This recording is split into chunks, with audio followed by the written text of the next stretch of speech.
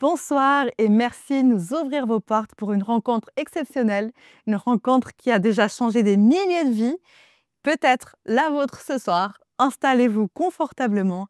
Bon sabbat chez vous. Saison 7 commence maintenant.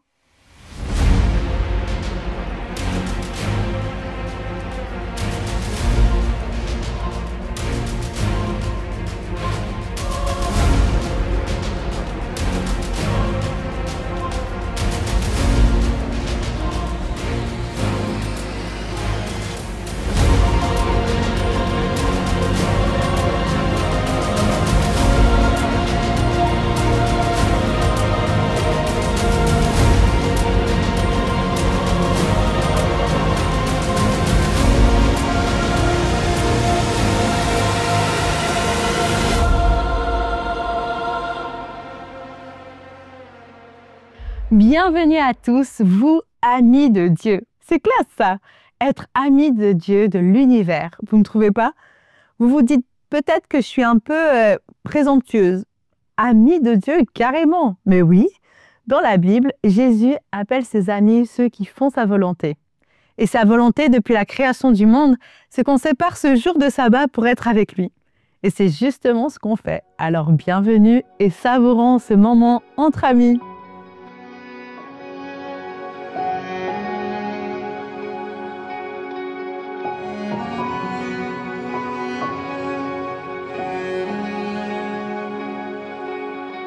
Même si pour moi tu devais t'abaisser pour porter ma vie et tout réconcilier, me montrer le Père qui m'a tant aimé. Je sais que pour moi tu l'as fait. Je sais que pour moi tu l'as fait. Même si tu devais quitter toute gloire, venir t'incarner, épouser notre histoire, au cœur de chaque homme déposer l'espoir. Je sais que pour moi tu l'as fait.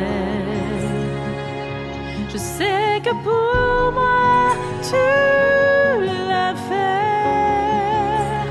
Car mon Dieu tient toujours ses promesses, me couvrant de tendresse.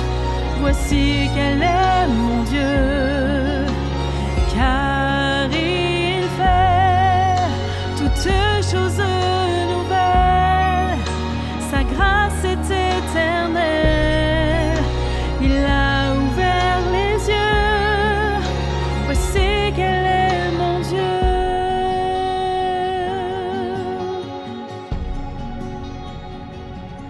Même si la croix devenait ton fardeau, le poids de ce monde, l'oubli dans le tombeau, pour essuyer toute larme et tout sanglot. Je sais que pour moi tu l'as fait. Je sais que pour moi tu l'as fait. Car mon toujours ses promesses, me couvrant de tendresse.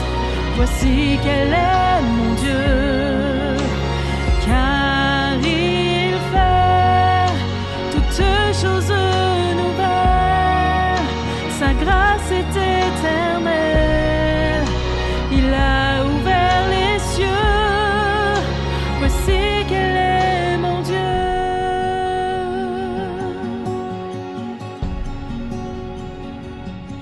Même si ta vie devait être oubliée, en prenant la place du serviteur caché,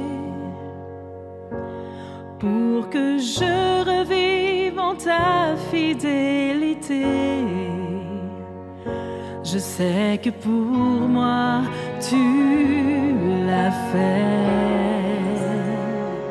Je sais que pour moi tu l'as fait, car mon Dieu tient toujours ses promesses, me couvrant de tendresse.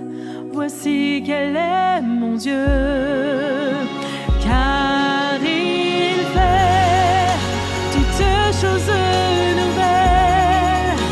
Sa grâce est éternelle. Il a ouvert les cieux. Voici quel est mon Dieu.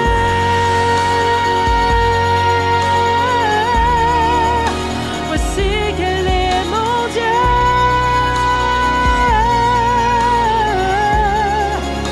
Voici quel est mon Dieu.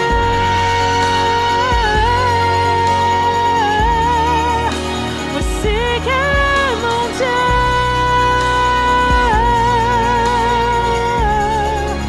Voici quel est mon Dieu. Je reviens sur ce que je disais au début de l'émission. Nous sommes les amis de Jésus.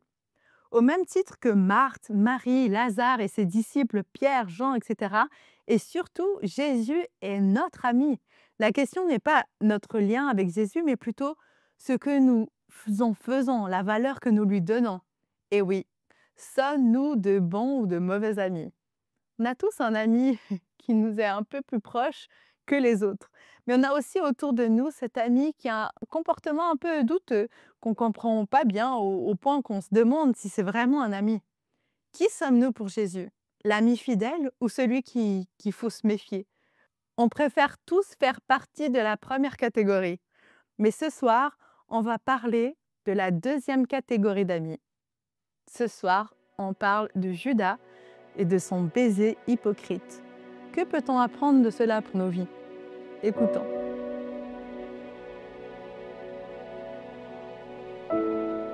Si je vous dis le mot ami, à qui pensez-vous? Qui est votre meilleur ami?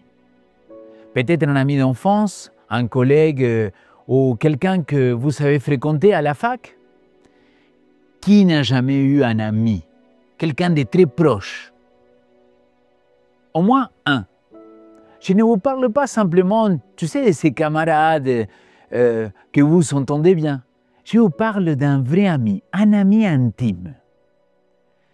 Il y a quelque temps en arrière, je l'ai parlé à mon fils, on était dans la voiture, j'étais en train de le conduire au cours de foot, et je lui ai dit, Nat, dis la vérité, qui est ton meilleur ami plus que papa? Et là, il me regarde, il me dit, ah, désolé papa, mais c'est pas toi mon meilleur ami. Et moi, étonné que mon gamin de 5 ans, il me dise un truc pareil. Et là, il me dit, bah oui papa, avant toi, mon meilleur ami c'est Jésus, après c'est toi. Et là, je l'ai trouvé tellement beau. Mais ce soir, je voudrais vous parler de l'amitié. Qu'est-ce que c'est l'amitié? Comment on pourrait définir l'amitié? Si on prend la Bible, dans les psaumes 55, verset 13, la parole nous dit, c'est toi que j'estime mon égal, toi mon confident et mon ami.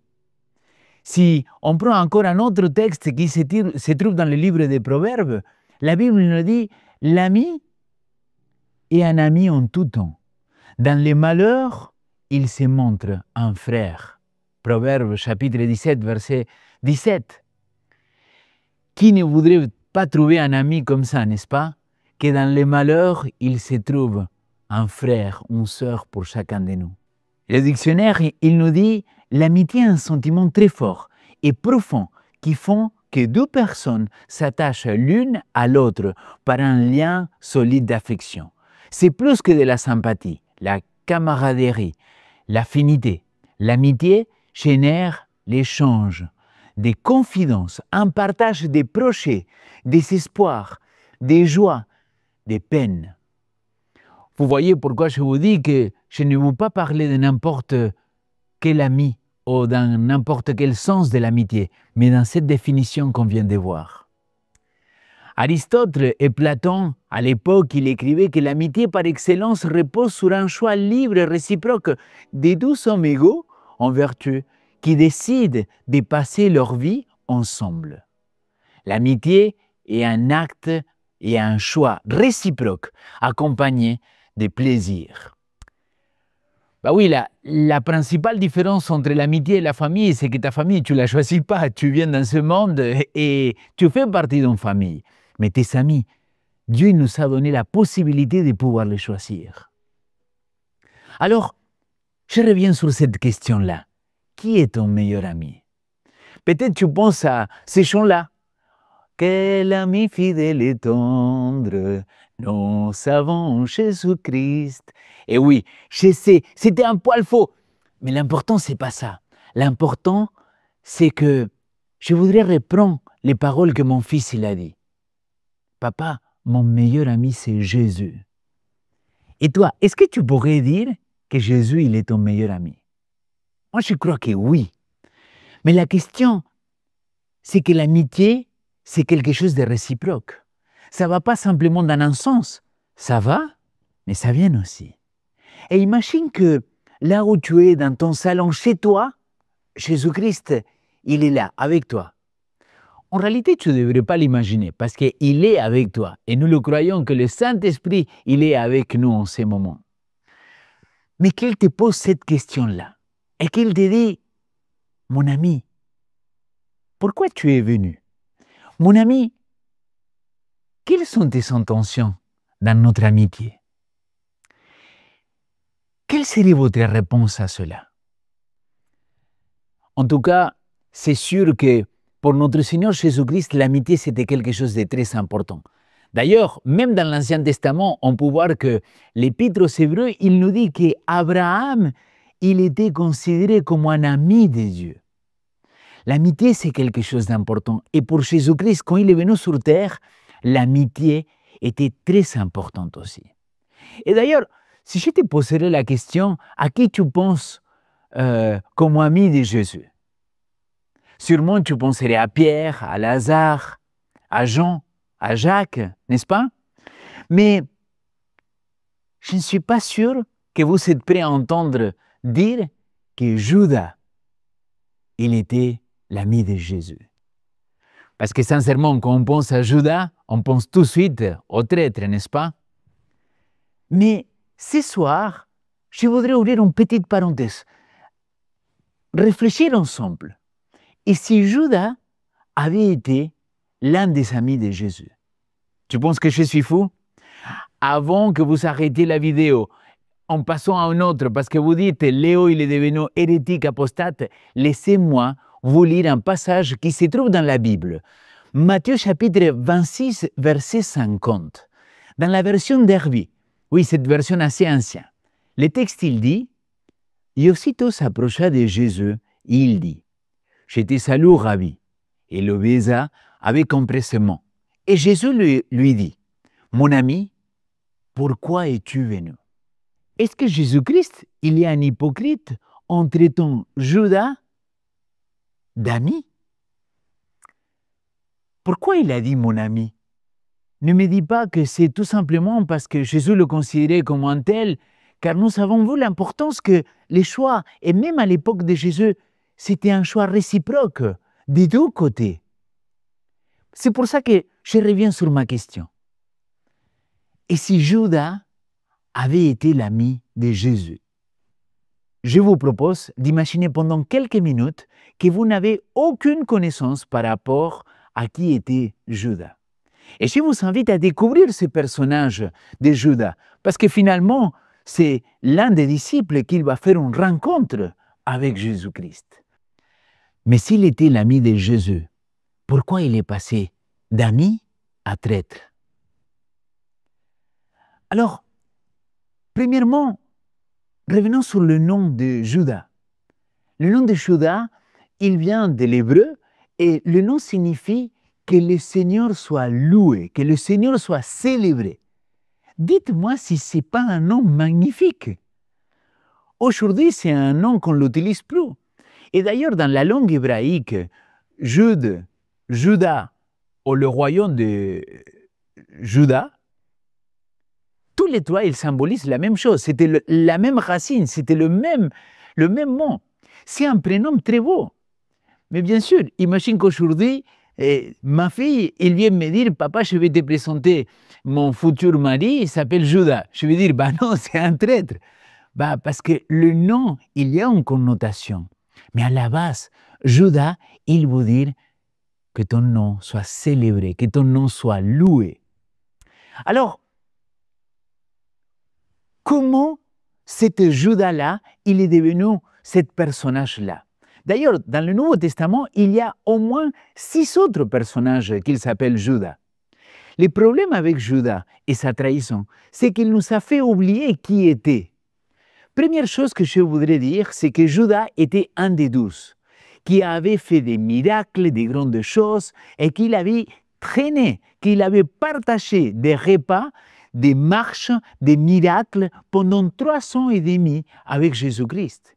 Lui-même avait fait des miracles grâce à Jésus et au nom de Jésus-Christ. Rappelez-vous, Matthieu chapitre 10, verset 1, il dit « Puis il appela les 12 disciples et leur donna l'autorité pour chasser les esprits impurs et guérir toutes les maladies et toute infirmité. » Et dans le verset 4, il nous dit que parmi les 12 avait Judas Iscariote. C'est lui qui le livra. Bien sûr, les évangiles, il dit clairement qu'il allait le trahir. Mais rappelez-vous que les évangiles, ils ont été écrits plusieurs décennies d'années après cet événement-là. Au début, les disciples ne comprenaient rien. Pour eux, Judas n'était pas le traître. Pour eux, Judas, il était quelqu'un d'autre. Quand nous lisons les évangiles, nous avons la sensation que les disciples savaient tout sur Judas. Mais cela n'est pas comme ça. Judas était le trésorier des disciples, un juif instruit, intelligent, et de plus, il était considéré par les autres de cette manière. Judas, il était un juif instruit, qu'il avait fait ses études, qu'il représentait une partie de la population comme quelqu'un qu'il avait un renom, qu'il pouvait s'en sortir. Jean chapitre 12, versets 4 et 6, il nous dit « Un de ses disciples, Judas Iscariote, fils de Simon, celui qui devait le livrer, dit « Pourquoi n'a-t-on pas vendu ces parfums 300 derniers pour les donner aux pauvres ?» Il disait cela non qu'il s'est mis en peine des pauvres, mais parce qu'il était un voleur et qu'il tenait la bourse. Il prenait ce qu'on y mettait. Oui, je sais, vous dites, oui, mais la Bible elle est claire par rapport à ce qu'il était. Rappelez-vous que cela, il était écrit après. Je pense que les disciples, à ce moment, ils se sont dit, « Ah oui, mais quelle bonne idée, Judas, tu as vraiment raison, mais tu vois, tu devrais être le ministre d'économie du royaume de Dieu. Tu as tout compris comment ça fonctionne. Quel bon trésorier. » Et tu sais, ce n'est pas que simplement mon imagination. Regardez, si vous voulez, en Matthieu chapitre 26, verset 8, il dit que les disciples aussi, ils se sont fâchés contre Jésus-Christ et sur l'attitude de cette femme-là. Aucun des autres n'ont eu le courage de lui dire à ce moment. Le seul qui a eu le courage de dire à Jésus-Christ pourquoi on ne vend pas ces parfums-là pour les donner aux pauvres, c'était Judas. Je sais, peut-être vous dites, oui, mais encore Léo, regardez ce que Jésus lui dit.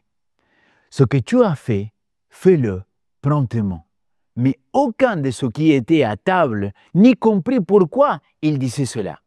Car quelques-uns pensaient que comme Judas avait la bourse, Jésus voulait lui dire « Achète ce dont nous avons besoin pour la fête » ou qu'il commandait de donner quelque chose aux pauvres. Vous voyez que le texte de Jean, il parle exactement de ce que je vous dis. Les disciples, au moment, ils n'avaient aucune idée quelles étaient les intentions de Judas. Bien sûr, notre Seigneur Jésus-Christ, il savait. Mais les autres, ils ne comprenaient pas du tout ce qui s'est passé. De plus, regardez ce que dit Matthieu chapitre 26, verset 22. Et chacun s'est mis à lui dire, « C'est moi ?» Versets 23 et 25, Judas, qui le livrait, prit la parole et dit, Est-ce moi, Rabbi? Jésus lui répondit, tu l'as dit. Vous voyez, je viens de citer plusieurs passages dans la Bible qui me font croire, qui me font comprendre que Judas, peut-être il était l'ami de Jésus-Christ. Alors, je voudrais partager avec vous 4 points simples de pourquoi je crois que Judas était l'ami de Jésus-Christ. Et écoutez bien, le premier, c'est les mots de Jésus. Jésus, il a dit « mon ami ». À l'époque, on disait cela, non pas juste comme des simples paroles, mais parce qu'on le croyait. Et cette amitié-là, il devait être réciproque. Deuxièmement, Jésus l'avait choisi. Il connaissait toutes choses et malgré ça, Jésus-Christ, il a pris parmi les 12. Troisièmement, la Bible il dit que Judas, il trompait le pain avec Jésus-Christ. Jésus-Christ, il dit, c'est lui qui trompe le pain avec moi. C'est celui qui va me trahir. Mais est-ce que tu sais que cela, il est une parole prophétique qu'on retrouve dans les psaumes? Ah bah oui, c'est une parole que dans le psaume, c'est un psaume messianique dans lequel on dit « Même mon ami, c'est lui qui avait ma confiance et qui mangeait mon pain, lève le talon contre moi. » Psaume 41, verset 10. C'est fort ce texte-là. Quatrièmement, voyons qu'il avait été condamné. Judas, qui l'avait livré, fut pris de remords. J'ai péché en livrant le sang innocent. Matthieu chapitre 27, versets 3 et 4. Après ces 4 points, peut-être tu as des doutes, mais ce que j'aimerais maintenant y arriver, c'est comment on peut passer d'ami à traître. Quelles sont les raisons qui l'ont fait que Judas, il change de côté? Parce que je pense que là, il y a une belle leçon pour toi et pour moi. La première question qu'on peut se poser, c'est quand il a envisagé de trahir Jésus. S'il était son ami, pourquoi il a pensé à ça? Jean chapitre 13, verset 2, il dit que pendant le souper, lorsque le diable avait déjà inspiré au cœur de Judas Iscariote, fils de Simon, le dessein de le livrer. Or, Satan rentra dans Judas. Mais comment peut se faire que Satan rentra dans le corps de Judas? Alors, si vous êtes très vite pour le critiquer et le juger, je vous rappelle que notre grand disciple et notre cher Pierre, quelque temps après, il a été aussi inspiré par Satan. Et Jésus-Christ, il a dû lui dire, « Arrière de moi, Satan ». Donc, ne le juge pas trop vite. Mais comment ça s'est fait qu'il a laissé Satan rentrer dans son cœur? Pourquoi il a ouvert cette porte? Il me semble que à Judas, il est arrivé la même chose qu'il peut arriver à toi et à moi. Je pense que Judas, il avait commis l'erreur de planifier au-dessus des plans divins. Et là, l'ami, s'il te plaît, si tu mets une main dans ton cœur, ne me dis pas que jamais tu as fait cela. Parce que nous tous, on a déjà planifié à la place de Dieu. Nous tous, on est déjà partis pour faire nos propres plans, sans tenir en compte, sans prier et demander à Dieu quelle était sa véritable volonté. Judas avait commencé à se sentir supérieur que les autres. Dans son esprit, il a commencé à se dire « c'est moi le plus intelligent, c'est moi le trésorier, c'est moi qui va être le ministre du royaume de Dieu. C'est moi qui serai le plus haut par rapport aux finances. Jésus, il va être couronné roi. Je l'ai vu faire des miracles pendant 3 ans et demi. Je sais qu'il va être roi. Je vais être sa main droite. Qui d'autre que moi? Pierre, il est un simple pêcheur. À Pierre, on peut lui demander des poissons, mais pas de gouverner, pas de l'administration. Matthieu, c'est un ex-collecteur de taxes. Personne ne fera confiance en lui. Il n'y a pas d'autre plus classifié que moi. C'est que moi qu'il va aider Jésus à qu'il devienne roi. Moi, je suis irremplaçable, indispensable pour l'œuvre. Qui d'autre que moi? Je ne sais pas si tu te retrouves dans ces discours-là, mais inconsciemment, combien de fois dans l'Église, on pense que personne d'autre pourra faire ce travail-là mieux que moi, que personne d'autre pour prêcher comme moi, que personne d'autre pour faire l'école de sabbat que moi, que personne d'autre pour maintenir l'Église comme moi, que personne d'autre pour chanter comme moi, que personne d'autre pour jouer un instrument comme moi. Qu'est-ce qu'il va faire l'Église sans moi? On a tous été tentés et parfois péchés, tombés dans cette tentation-là, de se croire qu'on est les seuls, de croire qu'on est indispensable pour l'œuvre du Seigneur. Permettez-moi de lire un texte de Madame White dans le livre Jésus-Christ. Elle dit, Judas faisait donc la revue de tous les disciples et il s'imaginait que l'Église se trouvait souvent perplexe et embarrassée sans son habileté d'administrateur. Il se considérait pas comme un homme, il se considérait comme un homme capable, sans égal. Il ne cessait pas de penser que sa présence était un honneur pour la cause. Jusqu'à là, tout allait bien pour Judas. Ok, il avait ces tentations-là, comme toi et comme moi. Mais le problème, c'est quand il a commencé à entendre le plan de Dieu. Quand il a commencé à comprendre ce que Jésus-Christ il disait. À partir du moment que Judas il a commencé à entendre ces paroles, que le royaume de Dieu n'est pas ici, que le royaume de Dieu n'est pas expulser les Romains, que le royaume il est bien au-delà de la compréhension de l'être humain, que ce royaume-là, c'est quelque chose de beaucoup plus fort.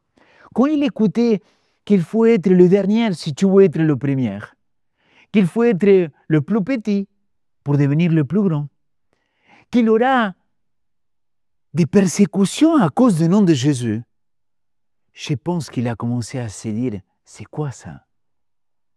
Quand Judas a entendu que le Seigneur a dit qu'il n'y a pas de trésor ici sur terre, sinon au ciel, c'est là que Jésus il a dit, ah non mon ami, là, Seigneur Jésus, tu te trompes.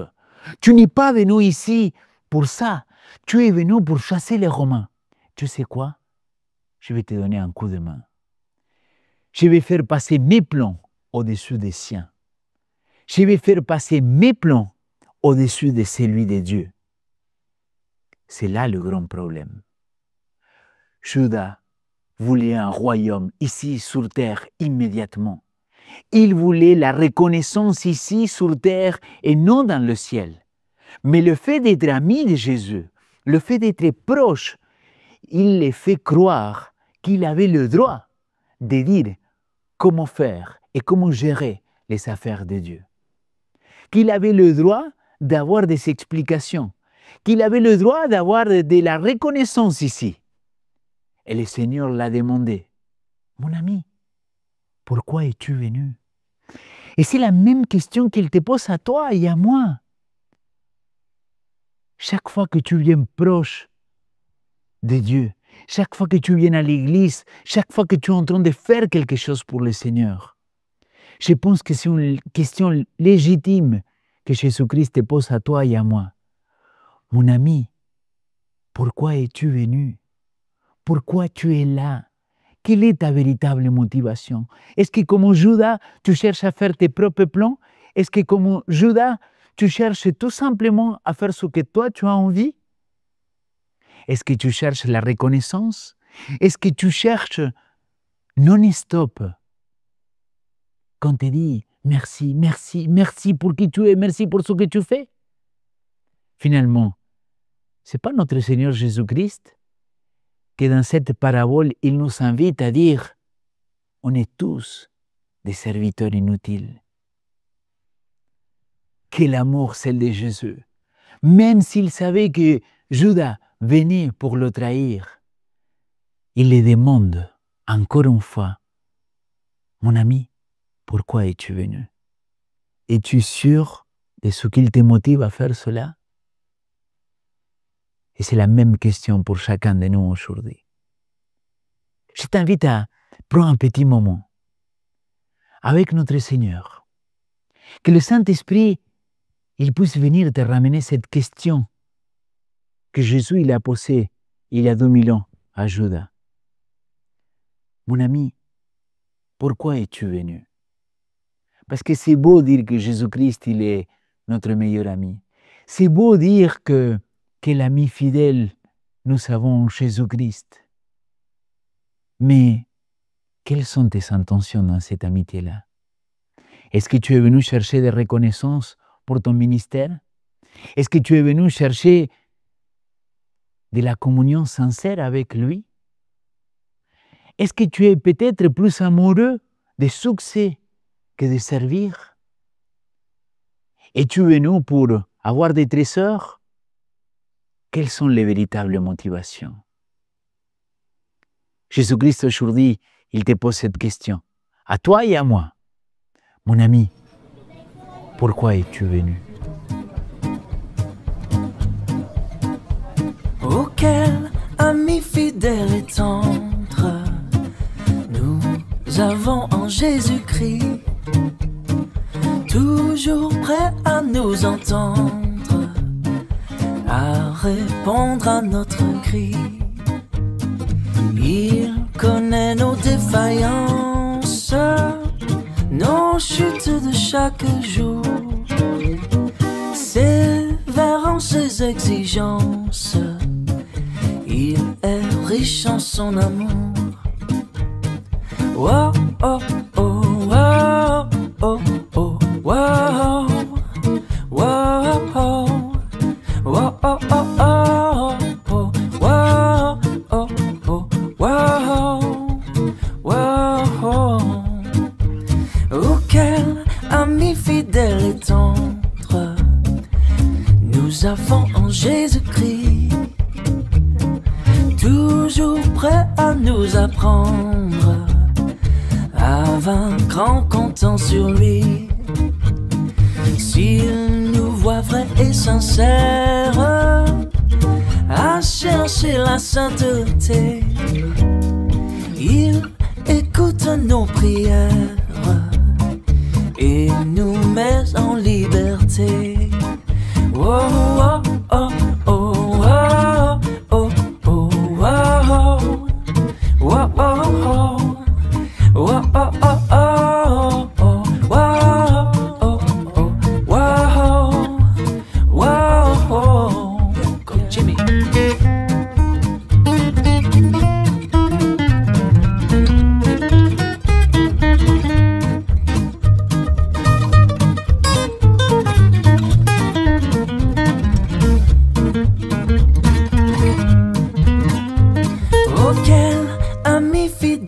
Tendre, nous avons Jésus-Christ. Bientôt il viendra nous prendre pour être au ciel avec lui.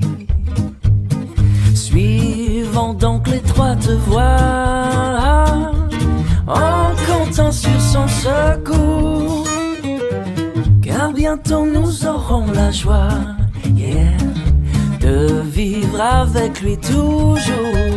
Oh, oh, oh, oh, oh, oh, oh, oh, oh, oh, oh, oh, oh.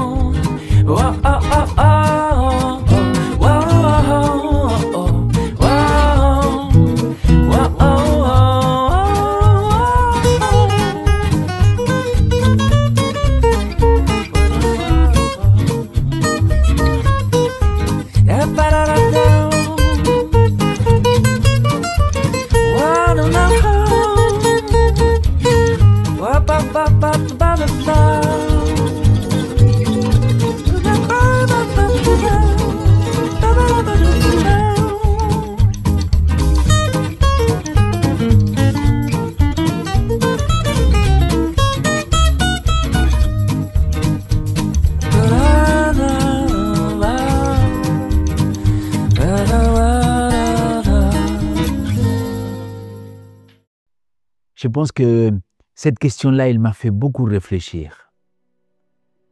Et si dans tout ce que j'ai fait, dans tout ce que je m'engage pour mon Seigneur Jésus-Christ, il n'y a pas de reconnaissance.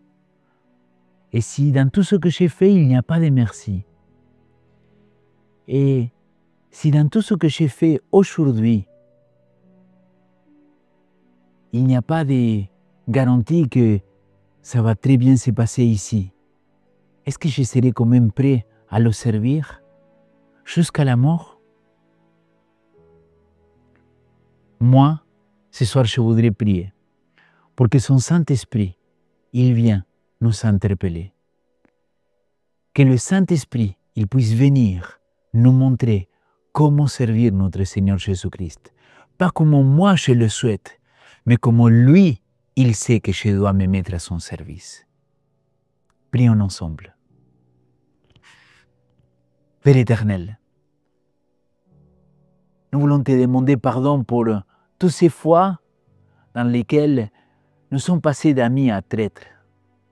Toutes ces fois dans lesquelles on a placé nos plans au-dessus des tiens. Pardonne-nous, Seigneur. Et je te remercie pour ce pardon-là que tu nous accordes au nom de ton Fils Jésus-Christ.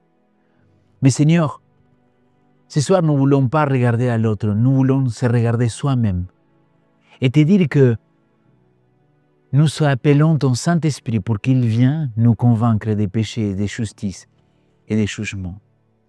Seigneur, que ton Saint-Esprit nous montre à quel point nous devons être au service des grands rois, le roi des rois, le Seigneur des seigneurs, et que nous devons avoir cette attitude d'être des serviteurs fidèles, qu'on se soumet au grand roi, notre Seigneur Jésus-Christ. Je te prie pour toutes les personnes qui nous regardent, que cette réflexion il puisse nous aider à se remettre en question de comment continuer à servir dans nos églises, dans nos familles, dans nos entourages, qu'on puisse être conscient de qui tu es et de ce que tu nous demandes pour notre vie. Que tu puisses nous aider à être ces serviteurs fidèles et véritables, et que notre amitié avec toi, il puisse être construit dans cette relation dans laquelle nous nous mettons à ton service. C'est ma prière au nom de ton Fils Jésus-Christ. Amen. Les amis, je vous ai posé la question en introduction. Sommes-nous de bons ou de mauvais amis? Je crois qu'au fond, peu importe la réponse, car ce qui compte, c'est maintenant et le moment de prendre position et de faire ce qui est juste. En ce jour de sabbat, prenez le temps de passer du temps avec Jésus. Discutez avec votre meilleur ami et si besoin, réconciliez-vous. Il vous attend les bras ouverts. Et moi aussi, je vous attends les bras ouverts la semaine prochaine pour une nouvelle rencontre décisive avec Jésus. Et durant la semaine, ne perdons pas contact. Restons connectés via nos réseaux Instagram, TikTok, Facebook, YouTube. Abonnez-vous pour ne pas rater, ne rien rater. Et pour maintenant, je vous souhaite un bon sabbat chez vous.